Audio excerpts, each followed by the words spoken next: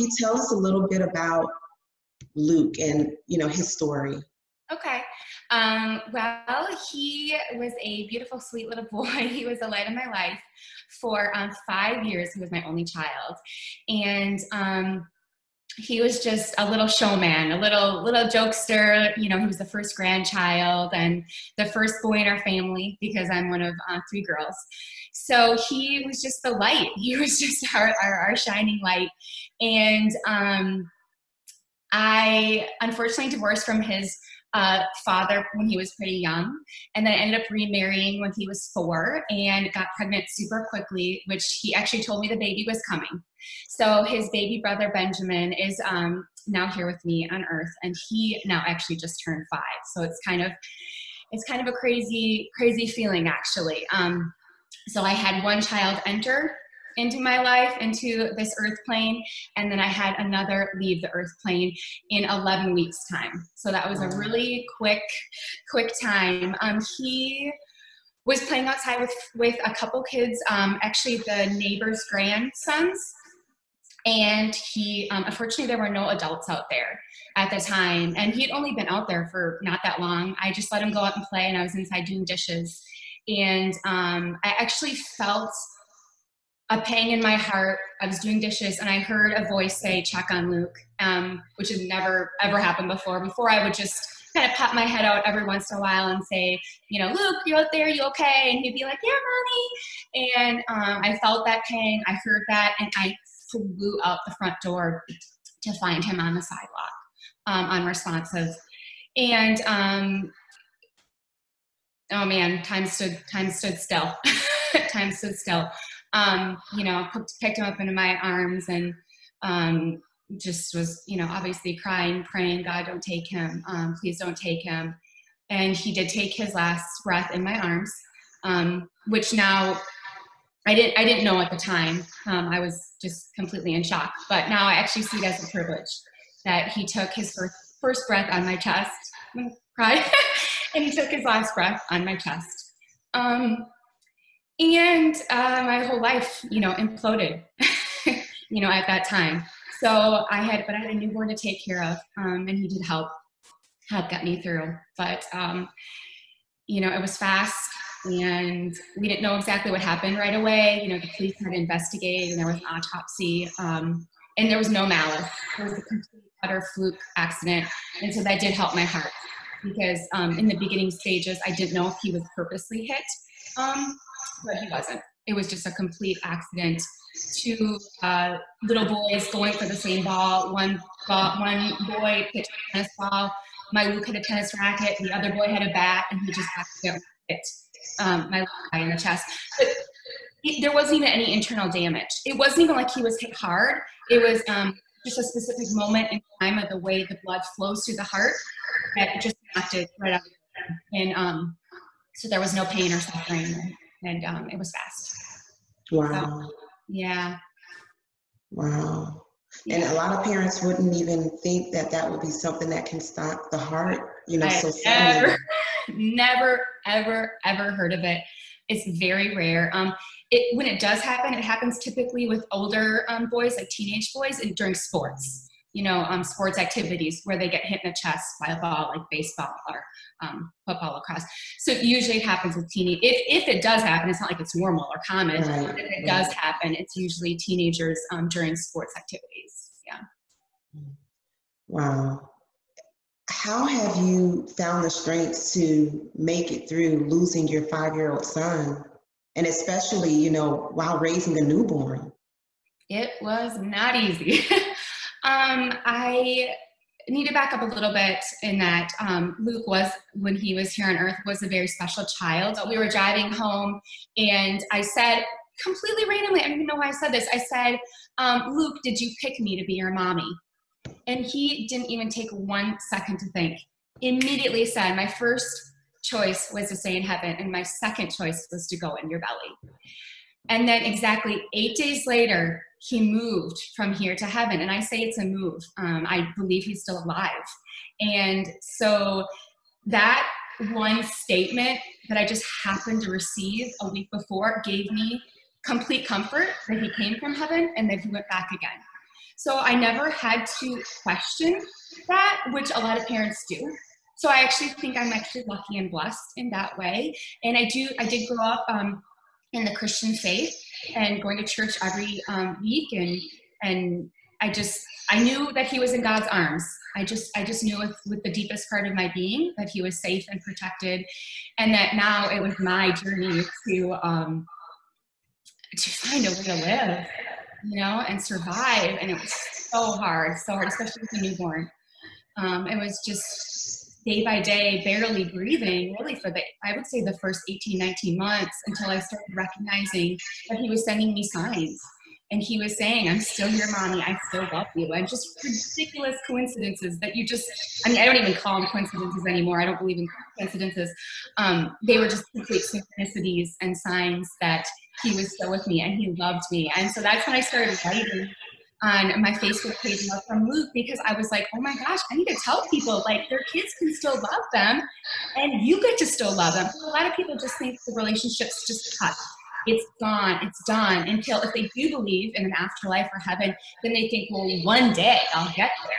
But for me, I was only 32 years old and I was thinking, well, geez, if I live to be 80 something, complete possibility, I was like, that's 15 more years to live without him.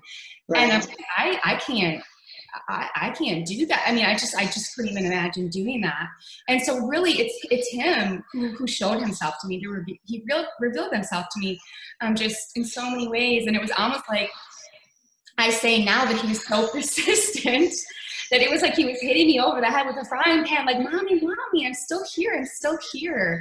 And, but again, it took a lot of time to integrate that, because I did have to get used to the fact that his physical presence wasn't here anymore, and that all of my dreams were gone and all of my hopes were shattered. And that takes time. It takes a lot of time, and just really honing in on your beliefs. And I believe that we are here on earth with free will to believe what we want to believe. And you can choose your belief, and you can choose to heal, which I was just about to say that healing is a choice. You have to make the choice to heal. Yes. We can stay depressed. We can stay in that moment. Yes. Or we can move through it. Yes. And I really believe our children are here backing us up, cheering us on, and wrapping us in love. And every time we're just so low, they're just sending us so much love.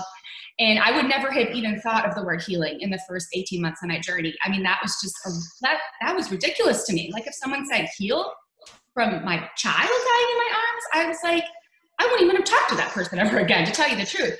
Right. So now it's like I've done such a full 180 that's why I like to speak about it and write about it. Because I really was the person who was in a deep dark hole, who said, I'm down here. I don't want to get out. I'm here forever. I'm not going to be happy, and I don't want to be happy ever again. And so that's where I was. I was really in that deepest, darkest place, and I managed to get out with the love from Luke, just coming out of me and through me. And sometimes I still can't believe what comes out of me and through me, and I'm like, how did I just write that? And I know he's helping me, and that we have a mission together now. And that's another thing I came to find, is it's not even about me. It's not even just about me. That it's about helping as many people as I can on this same path, and that we're really on earth to serve, to be here, to love, to serve, and to move through our hurts and our wounds, because no one leaves earth unescaped from suffering. We all have some type of suffering. And even if someone reads my posts who, haven't had a child pass, they might see, well, wow, she's making it through that. Maybe I can make it through this, whatever it may be. So, and that we're really here to move through, and that we get to see him again, and we're going to be with him again. That's my belief. And then I know he's still right here, just urging me to keep going. Say, keep going, Mom, you got this. I believe God's everywhere, so that means Luke's everywhere. I believe Luke is in God's presence, and that is everywhere. And it's just a different vibrational state of being. And so I just call on that help, and I just feel a lightness, and I feel better. But I do want to say before that, that it's really important to feel those feelings. Like, that we need to feel. That's another big problem with people don't want to feel pain. They say, I don't want to feel this. So they run and they medicate and they numb and they stay busy. And Oh, they don't yes. feel it. And if you And people don't feel it, around you you can't feel tell it. you not to, people around you tell you not to feel it. Don't cry. Oh, well, take this pill. Or, you know, and they're trying to get you not to feel the pain, but we have to go through it. Yes. The only way through is through. Exactly. And it's such a personal journey that you have to feel it. And that's, you know, we're taught in society to not feel, to buck up, to move on, you know, and it's like, no, you need to feel in order to be able to move on. I'm glad you brought that up. Let me read this. One of your posts, and it says, it starts off, pain needs to be seen, heard, and validated and moved through. Resisting it is so much more painful. We are not meant to be in pain for the rest of our earthly lives. Yep. That post was so touching, and that statement is so true. You know, what that all came from, I would say, is really the point where I surrendered. I just got down on the ground and said, I cannot do this. I can't do this alone. I have to trust that there is a purpose and there is a plan, and that this pain is going to transform into something for good. And just moving through that and transforming that pain is what has given me my now purpose. And that I just got to a point where I'm like, I was not put on earth to be in sorrow forever. I was just like, there's no way God meant this for me. That I was put here on earth to be in pain for 50, you know, potentially 50 plus more years. There's just no way I'm here for that. And when it was really just trusting, surrendering, and saying, I'm letting go. I'm letting go of the anger and the guilt and, you know, shame and regret. And I need to find my self-worth again. I think a lot of people don't realize that when they lose a child, I don't have to say the word lose, because I personally didn't lose my Luke. He still is right here, but you know, that's a common cultural thing to say. So when you lose a child, I think what they don't realize is their self-worth completely plummets. Because on a basic level, they were supposed to keep their kid alive. Like that was like the most basic thing you're supposed to do with your child. And I don't think people really realize that they don't care about themselves anymore. They don't care if they live or die. They're like, I don't want to be here anymore. This place is horrible. I can't live without my child. And so it's really recouping that self-worth and self-love and saying, I am here for a reason. I'm at peace with my journey. And I just know I'm going to see my kid again, you know, in a blink, that this life is just really a blink in eternity. If you have a belief in that, which I hope people can find a belief that suits them and gives them some purpose. Talk about the guilt. You said the guilt and the shame, and I experienced that as well. And I felt like a failure for not being able to keep my son here. And the guilt, you run through all the what ifs. What if I did this different? What if I did that? Did you have any of those? Oh yeah. Like, why did I let him play outside without me? As if I, you know, maybe could have shifted what happened if I'd just been sitting on the steps. I probably couldn't have, honestly. So I think what parents experience, that I could have, I would have, I should have, all those things those things that loop through their head over and over again, that cause the guilt and the shame and the regret. I had to let that go. And I'm going to quote some work by one of my favorite grief authors and mentors, Tom Zuba. He wrote a book that's been very instrumental in my journey called Permission to Mourn.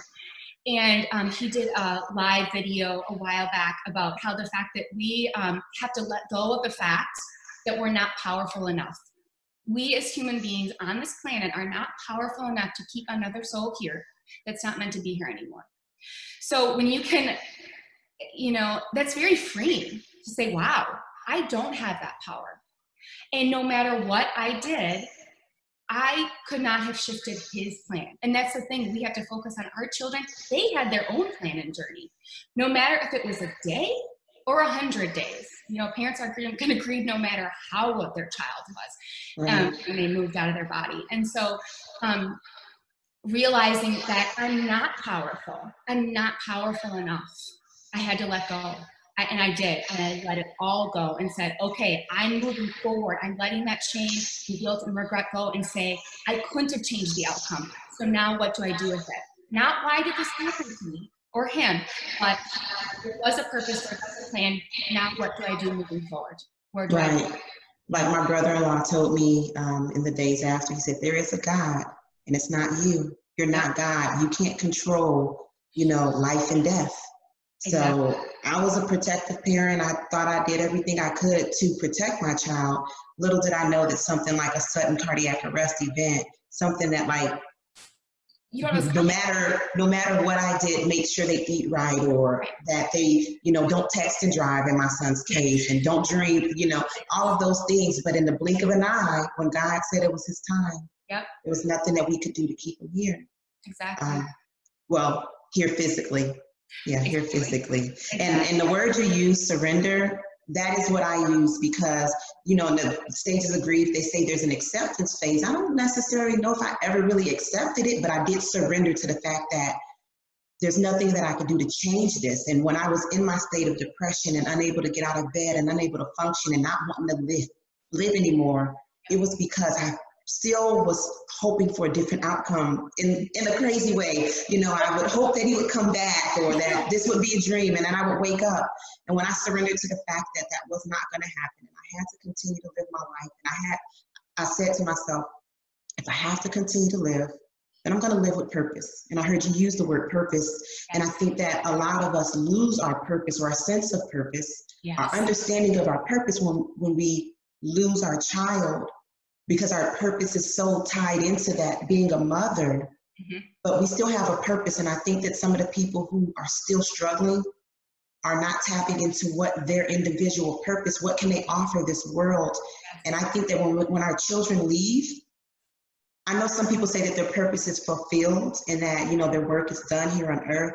But for me, I kind of feel like my son's purpose is now intertwined with my purpose. And so now if I don't fulfill my purpose, then his purpose doesn't get fulfilled. I agree with that 100%. That their purpose is now being fulfilled through us. Yes. Yes, 100%. Yeah. So do you find purpose in helping other moms and other people in general with healing? I mean, that's everything I do now. I mean, it's really my entire focus, other than my, son who is still here. He obviously day to day, he's my little light. And, he keeps me grounded, grounded in the world of a little 5-year-old boy. So, yeah, definitely. But other than that, sometimes I can't even control it. Like I just have words come into my mind and I'm like, oh my gosh, and I just start writing. And I just have to sit down and start writing. And then, someone says, wow, I needed to read that exactly at that minute of time. And I'm just like, I can't not do this. I can't stop. Like there's a reason. And then the good thing about that is that it helps me validate what I'm doing to help me go forward, because I still have down days. I still have days where I'm desperately missing the physical presence of him. Desperately. I mean, I will never say I'm never going to not miss my kid being here. Like I wish he was here in physical form, and I'm never going to say I wish otherwise. But what I have to say is that can't be. And so I need to move forward and, push through those really dark, I still have incredibly dark moments, but say there's a reason, and there always is a reason, because I always learn something, and I'm able to move through it, learn it, and then pass it on to someone else, that then hopefully that they can say, oh man, I felt like that too, me too.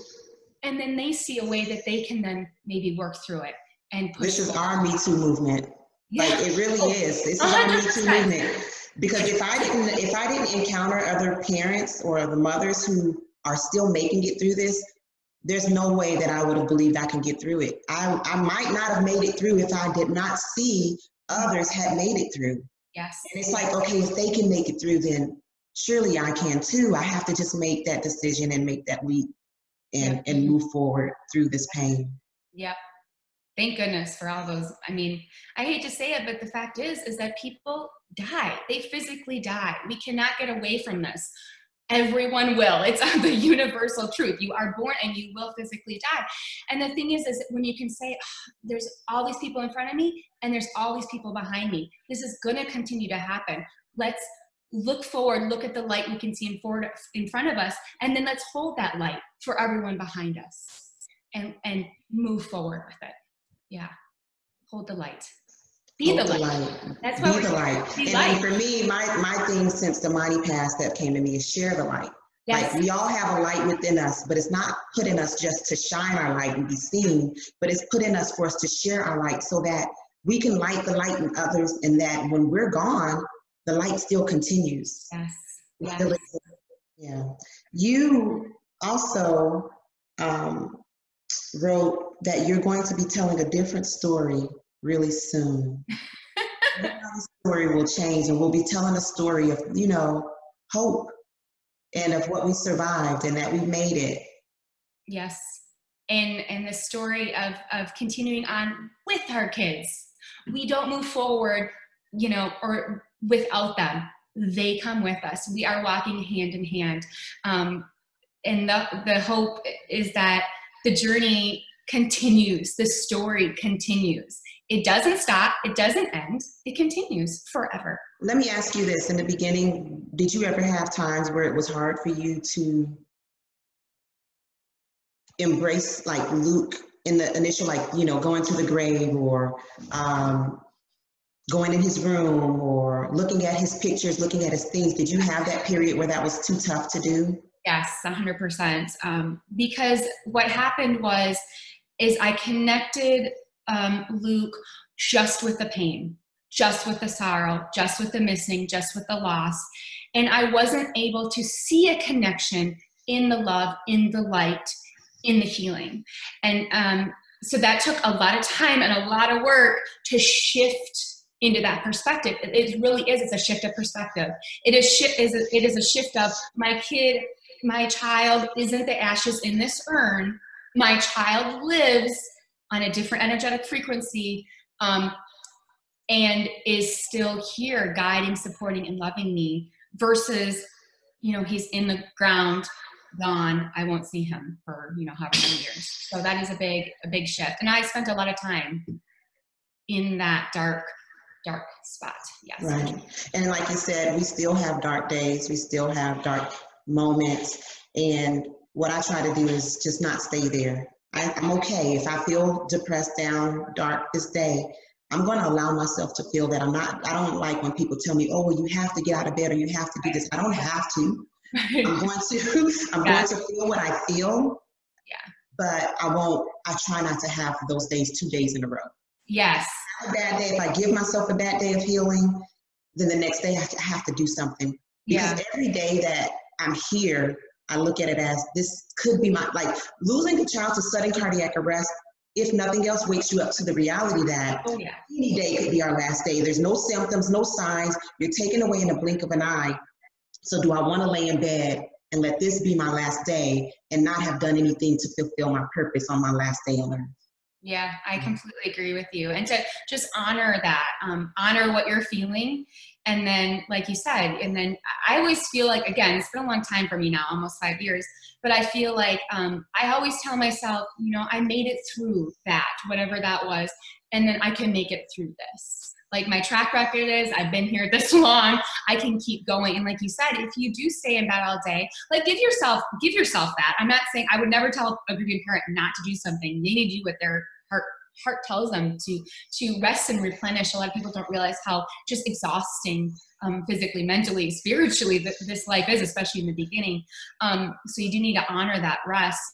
But then kind of saying, well, then something will happen later in your day where it validates that you helped someone. And then you're like, wow, if I had gotten up and done that, I wouldn't have encountered that person to then help.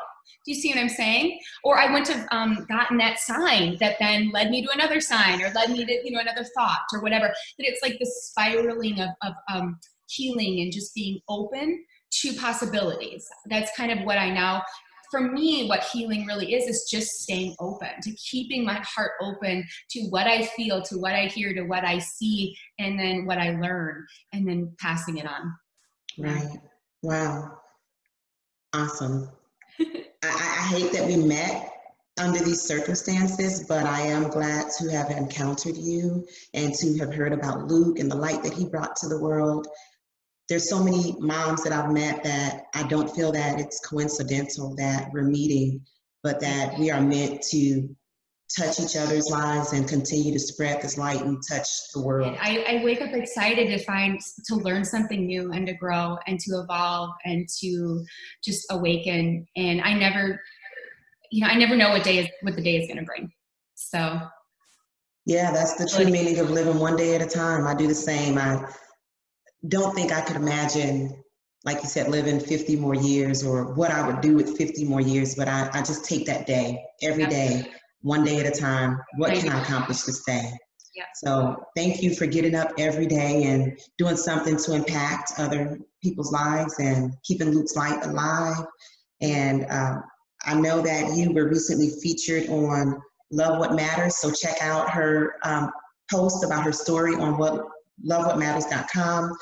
Please follow Love from Luke on Facebook. And thank you so much, Elise, for sharing your story.